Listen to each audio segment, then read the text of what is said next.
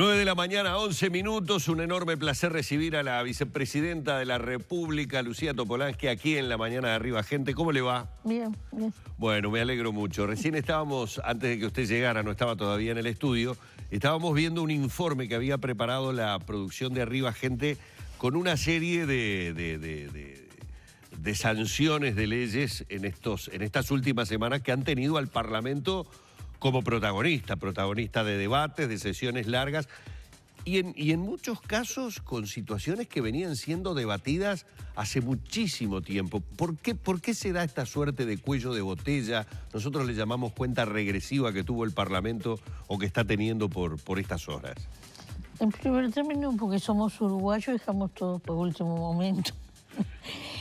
Y hay una fecha que es el 27 de octubre, si el sábado viene a ser, estaríamos a un año del acto electoral y entonces a partir de ahí no se puede aprobar nada que suponga un gasto o una creación de cargos.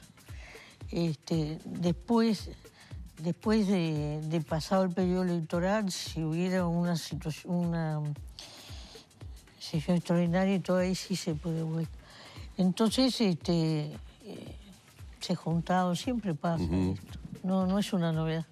No es novedad, pero lo que da la sensación para el afuera es como que andamos a las apuradas, cuando en realidad tuvimos tiempo suficiente de conocer posiciones, debatir, negociar, acordar, y bueno, llegamos a estos cuellos de botella en los que de repente algunas cosas da la sensación de que están siendo votadas un tanto apresuradamente. Y agrego, a veces uno le viene la duda de si son los mejores proyectos, ¿no? Porque justamente el apuro a veces hace que se aprueben las cosas. Sí, pero ninguno de esos proyectos era desconocido para nadie. Justamente, hay unos que tienen más de un año. El que no quiso enterarse de lo que decía,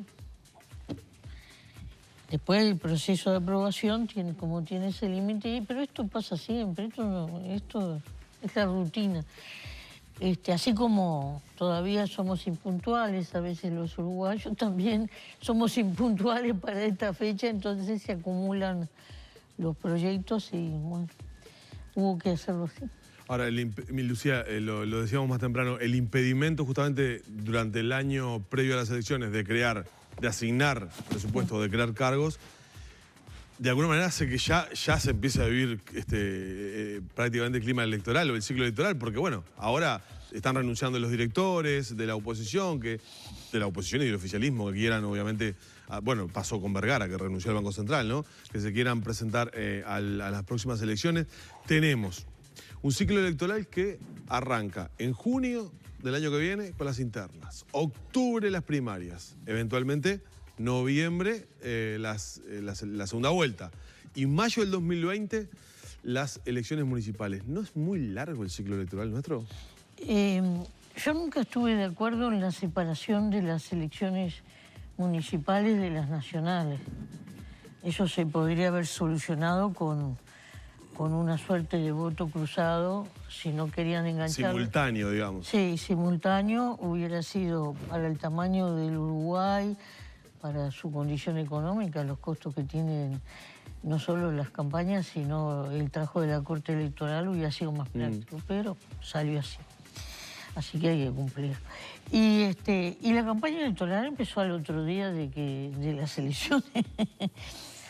Usted no es de la que adhiere a ese discurso, no, ahora estamos trabajando para el tiempo electoral, ya vendrá. Yo trabajo para el tiempo electoral, pero de hecho, la campaña electoral, porque ¿cuánto tiempo hace que vienen preguntando y es candidato y esto y lo otro? ¿Cuánto tiempo? Ustedes, entonces por algo lo preguntan. Así que eso es así. Nosotros, de todos modos, tenemos una cantidad de cosas para cerrar el año.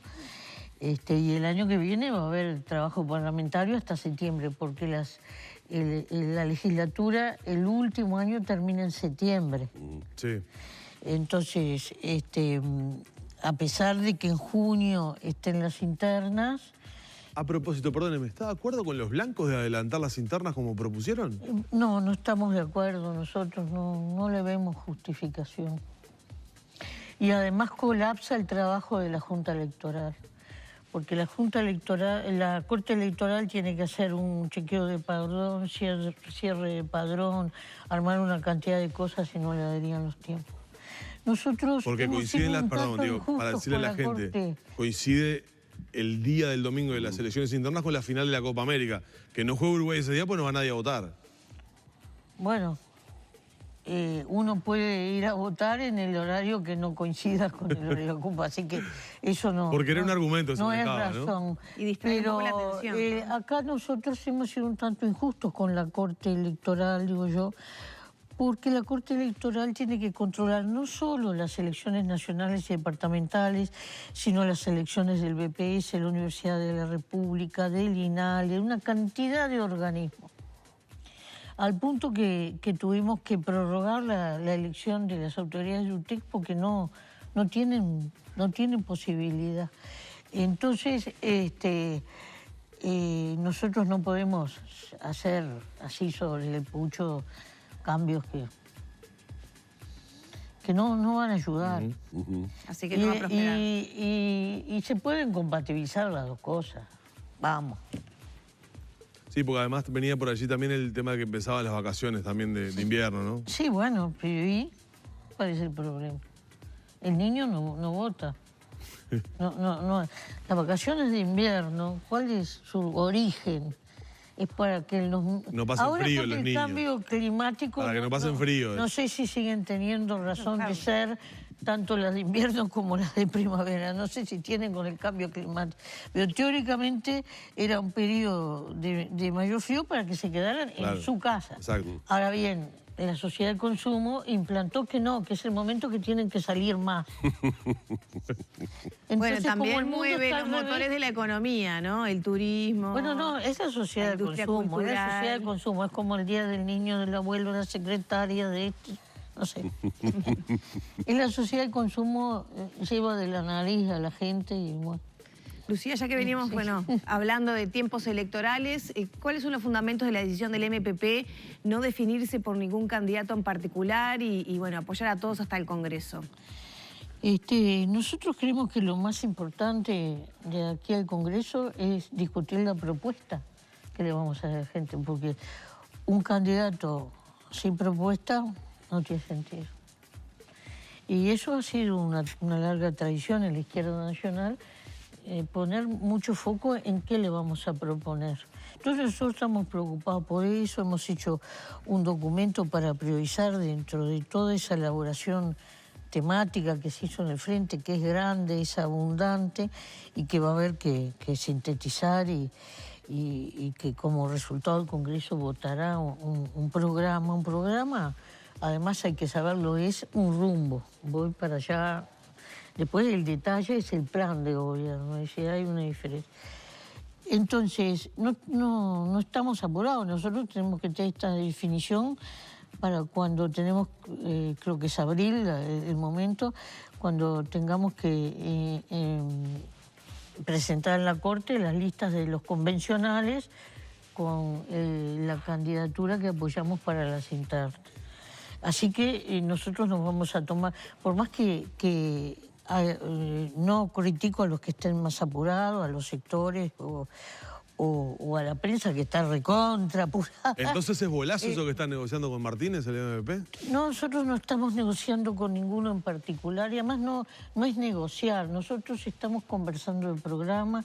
Es más, la semana que entra, el martes, el miércoles y el jueves, como en 2 turnos, vamos a ¿Reciben a los recibir- candidatos? Sí, pero para discutir la propuesta que nosotros hicimos, hacerle algunas preguntas más sobre algunos temas que nos importan. Después de eso, reuniremos nuestro comité ejecutivo, nuestra comisión política. Porque esta semana... Analizaremos eso y le haremos una propuesta al plenario del MPP y al espacio 609 y vamos a ir el 24 de noviembre a un acto hacia el Congreso. Es un acto que le queremos dar un carácter fuerte frente amplista porque, no sé si habrán visto en los muros de la ciudad, ponemos nuestro candidato hacia el frente porque lo que nos importa es ganar la elección. Después, y para eso tenemos que tener un buen programa. Después, el timonel, hay 4 timoneles propuestos y hay que elegir uno y bueno, eso se elegirá, hay tiempo. Porque el señor Fuentes esta semana en distintos medios hablaba de que estaban hablando con Martínez sí, para bueno, apoyarlo. pero no sé, Fuentes no lo tengo en el padrón. Fuentes ha hablado de una negociación también por un posible candidato a la intendencia. Interesante. Un enroque ahí, ¿no? Es ¿Cómo muy habla este interesante, Fuentes. Nada de eso No. tuvo lugar entonces. Nosotros no estamos en esa, y tampoco podemos controlar lo que dice la prensa, ni estar todo el tiempo haciendo juicios por cosas que no son exactas. Entonces, hay que avenirse. Entonces, en este caso, como no quiero utilizar la palabra estrategia porque no lo es, la actitud política que está teniendo el MPP, no, por eso digo, no digamos estrategia, es ante todo darle un mentiz a quienes creen que cuanto antes hay que construir la imagen del candidato para no darle esa chance a quienes ya tienen definidos, delineados sus candidatos y pueden teóricamente ir ganando tiempo en esa construcción. La construcción sabemos que la hacen las encuestas, las hacemos los medios de alguna manera con las preguntas que permanentemente le hacemos a esos posibles candidatos. Al no tener, digamos, en este momento yo definido completamente hacia dónde encolumno, con qué candidato o candidata al Frente Amplio, por allí están los que, aún desde dentro del Frente, dicen nos están ganando en tiempo. Sí, ese es un razonamiento. Nosotros, es válido completamente, pero nosotros tenemos otro razonamiento, tenemos derecho. Fíjese que el gran diferencial del Frente, el gran diferencial es que haya 1, 2, 5, X candidatos, son siempre con el mismo programa. En cambio, los otros partidos que van en competencia, el Colorado y el Blanco, porque hay otros partidos menores que llevan candidatura única, esos otros 2 partidos van con diferencias de programa, incluso antagonismos, ¿no? Por ejemplo, en el Partido Nacional hay cosas que lleva a la calle que no las lleva a la Rañaga. Entonces, es distinta la lógica de los partidos. Por tanto, es distinta la lógica de cómo uno se mueve. Y si nosotros, cualquiera de los 4 candidatos, sea Daniel, sea Carolina, sea Mario, sea Óscar, cualquiera de ellos, va a tener ese programa. Lo que puede, la diferenciación es las características de la persona, el énfasis que le pueda poner a una política u a otra, la posibilidad de gobernar. Gobernar es una cosa compleja. Ajá. Entonces, en realidad lo que se va a dirimir es eso. O sea, que no le va ni la simpatía ni la antipatía que despierte tal o cual candidato. No estoy mencionando a nadie en particular, digo lo que habitualmente escuchamos que hacen las encuestas, que se dedican mucho a ver quién cae más simpático y quién cae menos antipático, no sé cómo es la cosa. Yo puedo tenerle enorme simpatía a una persona y esa persona puede no servir para gobernar, ¿no? Y de repente hay una persona con la que no tengo tanta empatía, pero puede resultar un buen gobernante. De todos modos, la política es razón, esa es una parte de la cosa, y corazón. Por eso el Movimiento Participación Popular hace muchos años, de que se fundó, tiene esa consigna. Claro. Razón y corazón, porque reconocemos que lo emocional Pesa enormemente, pesa. La pasión pesa enormemente. No es solo lo emocional, pero pesa lo emocional. Entonces, cuando nosotros planteamos un paquete de ideas, tampoco deben ser 500 ideas porque eso se difumina después, pero planteamos un rumbo y un paquete de ideas claras. También la gente mide eso y después le puede gustar, le puede ser más afín, le puede llegar más. Después está el tema del discurso, la capacidad de comunicación. La forma de comunicar las cosas. Y para los distintos públicos, porque no es lo mismo el área metropolitana, podemos decirlo así, porque está bastante homogeneizado esa zona del país. Ahí es donde está el grueso de las personas y por tanto el grueso del electorado, que el discurso que yo le puedo llevar a Pueblo Encina, yo qué sé, a otros lugares más lejanos, donde la lógica tiene otra forma de expresión y demás. Por eso el discurso tiene que tener mucha utilidad y bueno, y ahí es donde se juegan los pingos, en esa cancha. ¿Interna con competencia o...? Sí, con competencia. ¿Consensuado, no?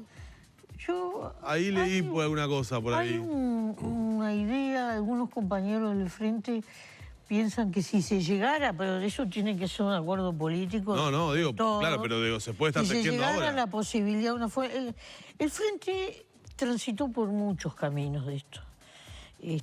Pero después que se hizo la reforma constitucional y se puso obligatoria la imprenta, la interna tuvo que transitar el camino de la interna. Sí. Bueno, a ese camino algunas veces fue con candidato único, porque a veces en los partidos aparecen candidatos indiscutidos y bueno, y eso son realidades. Alguna vez fue con fórmula, en el caso de cuando nosotros formamos el Encuentro Progresista, fuimos con una fórmula. Otras veces fuimos con varios candidatos y la fórmula después se constituyó posteriormente en el plenario nacional. Es decir, ha habido variabilidad. En lo personal, pero esto es mi pensamiento, considero que está buena la competencia, en el sentido de que el pueblo frente amplista pueda también tomar parte en la decisión, ¿no?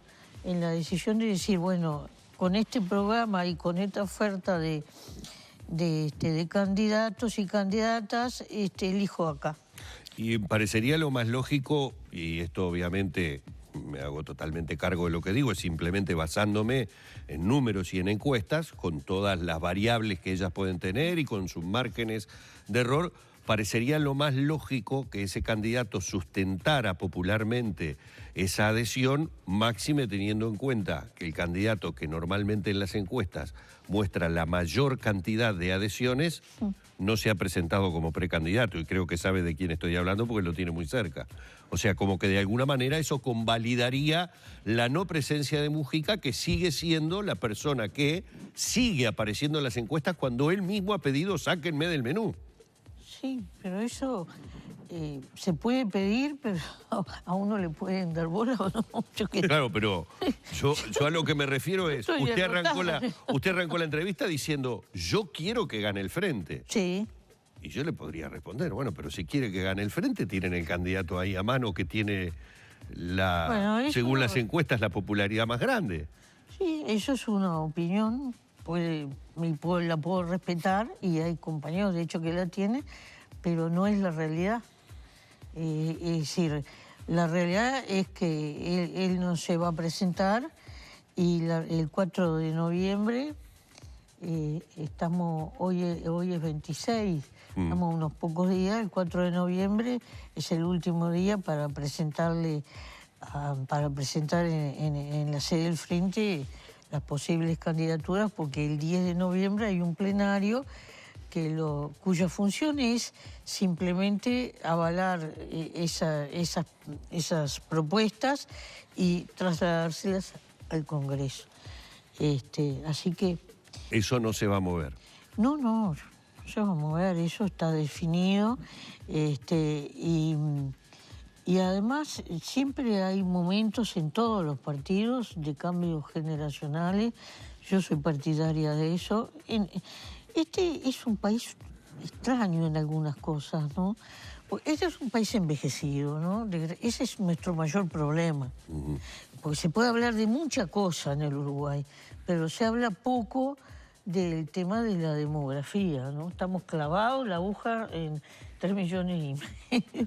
Por eso precisamos inmigrantes, entre otras cosas. Sí, para yo no tengo ningún problema. Hacer crecer la población. Ojo que no tengo ningún problema con los migrantes. Entonces,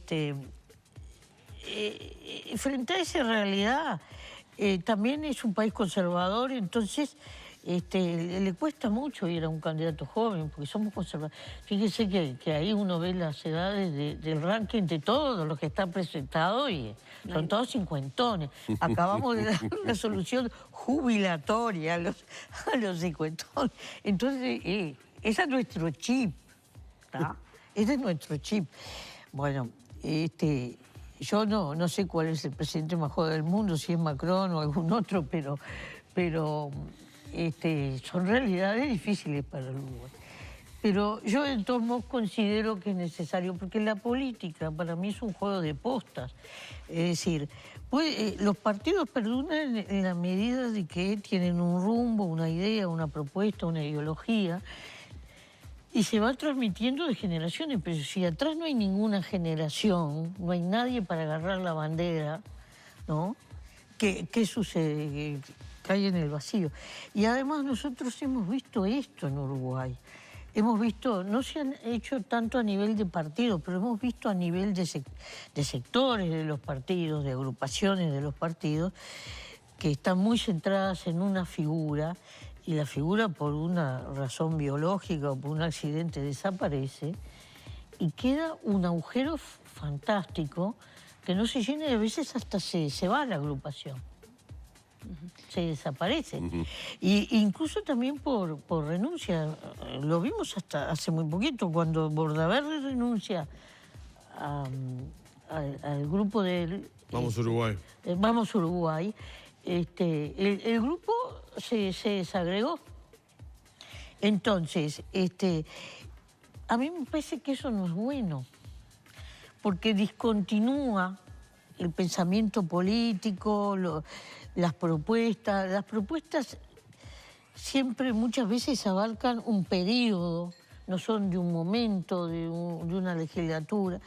Y entonces es bueno que siempre esté habiendo una transición. Y en este sentido... Y habrá gente... Cada tanto surgen figuras más destacadas, sí, es verdad. Pero bueno, eso no lo podemos inventar. ¿Surgen o no surgen? ¿Se va a postular al Senado usted para la próxima? Yo no quiero estar en el Parlamento la próxima, por varias razones. Yo el 1 de marzo del 2020, que es el último día de la legislatura, voy a cumplir 20 años que estoy en el Senado, en el Parlamento. 5 en diputado y 15 en el Senado. Y si bien la legislatura uruguaya prevé para los legisladores la reelección indefinida, no así para la presidencia, cosa que yo comparto, yo no soy reeleccionista en la presidencia. Estoy hablando de todo esto a título absolutamente personal. Sí, sí. Entiendo que si en algún momento dado podemos ajustar el sistema, tendríamos que decir, bueno, 2, 3 periodos y por lo menos que se saltee uno. Porque yo a veces estoy allí arriba en el escritorio mirando la escena y cuando me piden la palabra aquellos los más viejos del Parlamento, ya sé lo que van a decir. Figurita repetida. Y además, por más voluntad que ponga la persona, yo no digo que no trabajen los legisladores antiguos, trabajan igual que los demás, uno siempre corre el riesgo de la burocratización. Y la burocratización es una cosa tremenda. En una empresa privada, porque hay burocracia privada, Sí. muchas veces no se señala, pero hay enormes cantidades, y en la función pública en todos lados. Entonces, esto podría mejorar eso. Entonces yo podré estar en la lista si los compañeros... Eso iba a preguntar. Eso es otra cosa. Que no quiera estar en la próxima legislatura no implica que encabece listas. Yo podría estar en la lista, no sé, en el lugar que los compañeros, porque yo voy a seguir, yo a ser militante siempre, hasta que me den las patas. Voy a seguir militando. Entonces... O sea, va a encabezar, pero no va a asumir la legislatura. No sé si voy a encabezar, eso dependerá de cómo se arme la lista. Usted sabe que armar una lista es la cosa más compleja. Es una ingeniería. Es una ingeniería. Es por aquello que decía alguien, que cuando le doy un cargo a uno, hay otro que lo quería y se queda desconforme, y el que le di el cargo quería uno más alto. Entonces, conformar es muy difícil y a veces es difícil uno le puede parecer, y de buena fe, y esto le pasa a todos los partidos, no es un problema de mi sector, es un problema generalizado en la política. Le puede parecer por distintas razones que una persona X puede servir muy bien para tal función y después la realidad a veces no coincide con eso. Entonces, no es sencillo esto. Los equilibrios, además nosotros hemos resuelto en un plenario del Frente hacer listas con equidad. Paritarias. Y bueno, todo eso supone una ingeniería bastante más compleja, porque como la forma electoral de Uruguay permite los sublemas, las alianzas y todo eso, las listas compartidas y demás, eso impacta tremendamente en la ingeniería. Entonces, para todo el Frente, pero también para los otros partidos, es complejo.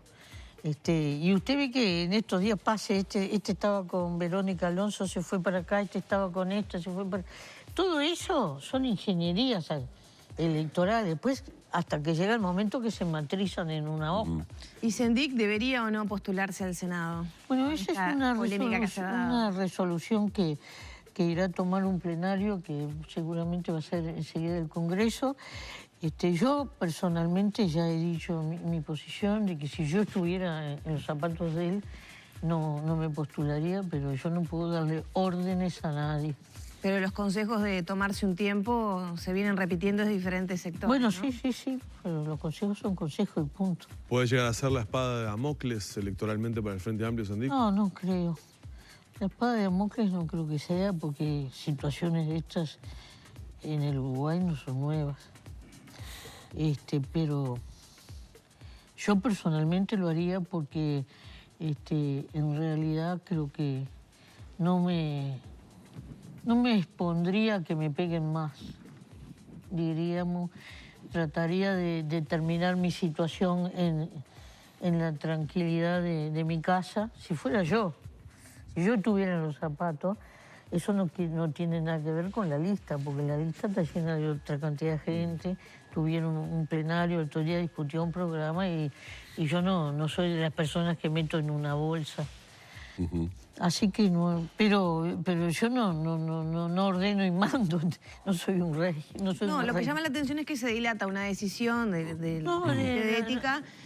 Bueno, capaz que parecía como que están esperando a que tome la decisión Sendik para que el Frente no la tome. Recién en abril es el momento que se tienen que cerrar las listas, así que por eso nosotros... Ahora, acá pasa lo mismo, una cosa son los tiempos de la prensa, de las preguntas, de eso, y otros son los tiempos reales.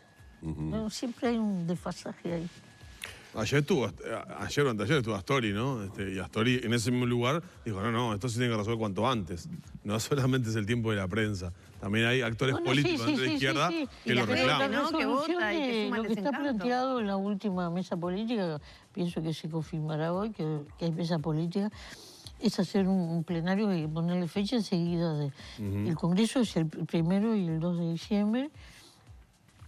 Enseguida de eso, hacer un plenario y tomar posición sobre todos los casos. ¿Cómo ha visto esta campaña Yo soy Sendik o Soy Sendik, que algunos militantes impulsan en el sentido de que si un plenario llega a prohibir la posibilidad que Sendik esté integrando o esté encabezando fórmulas al Senado, listas al Senado, también se está coartando la expresión o la libertad que tienen algunos militantes frente amplistas? Eso me enteré hoy leyendo en la prensa, no he hablado con los compañeros.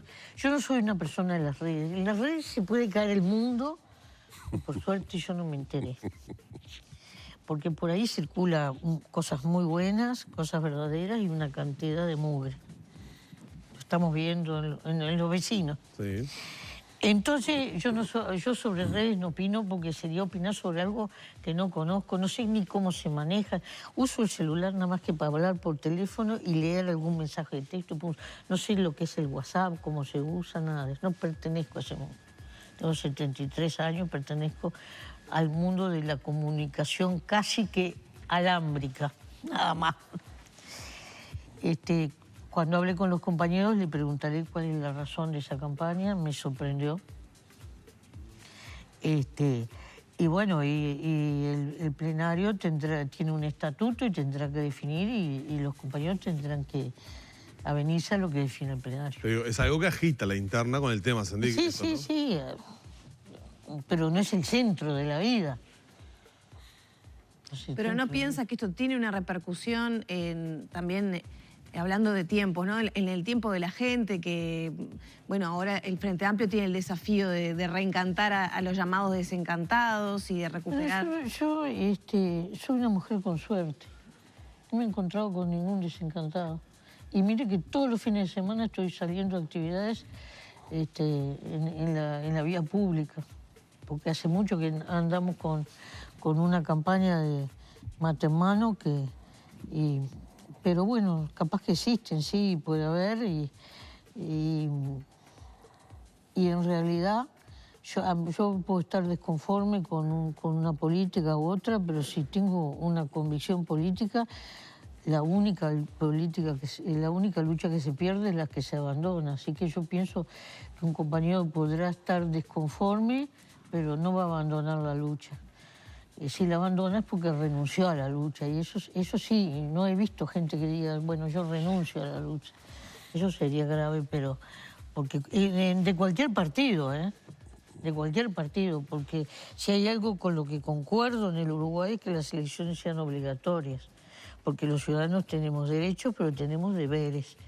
Entonces, en esos países como Estados Unidos, donde no hay una elección directa, porque se eligen electores, es decir, el que elige es el elector, una elección indirecta, y además es voluntaria, y además se realiza un día de semana donde la gente trabaja, a mí me parece que erosiona la democracia. Entonces, concuerdo el Uruguay, tiene que ser un domingo, hay que facilitarle incluso a los que trabajan ese domingo, ustedes, por ejemplo, que ese domingo trabajan y pico, facilitarle el horario de ir a votar, de constituirse, de poder llegar a la urna, cumplir el deber cívico, y yo puedo elegir cualquiera de las opciones o elegir poner el voto en blanco, y soy libre de hacerlo, y entonces después el resultado no me voy a ir a llorar al cuartito por el resultado. Ahora, si yo quiero, porque estoy convencida que el resultado debe ser tengo que ponerle ganas a pelear por eso y convencer a mi vecino. Y eso es lo que yo hago o trato de hacer. Cuando yo digo que quiero que el Frente gane, estoy convencida de que al país le ha ido mejor con el Frente, con aciertos y con errores, porque la vida no es perfecta, no somos mandrake, y creo que el Frente todavía tiene mucho por hacer. Y no es verdad ese cantito de la alternancia que surgió. Que es buena la alternancia. Sí, porque Te dice que no es buena la alternancia. No, yo digo que la alternancia la va a definir la gente, pero el cantito me rechina un poco, sobre todo de parte de los colorados que gobernó 90 años. Parece que se olvidaron de los 90 años. No gobernaron 15 como nosotros vamos a cumplir ahora. 90, querido. Es una cosa impresentable. Y a propósito de la gente, ¿sigue creyendo y pensando que el susto va a despertar al mamado? Lo digo por el porcentaje que todavía en esas encuestas aparece como no definido, que a mí me parece una porción de la torta gigantesca. Esa frase en la elección pasada puede volcar. bárbaro, ¿no? Entonces digo, esta cuestión que hablamos tanto los periodistas y editorializamos de los desencantados del Frente Amplio, ¿el susto los va a volver a despertar? ¿Van a volver a agarrar la vieja bandera y decir, confío en el proyecto? Yo creo que el susto viene más complicado en este momento, porque hay un susto que está instalado en Latinoamérica. Yo no sé qué va a pasar el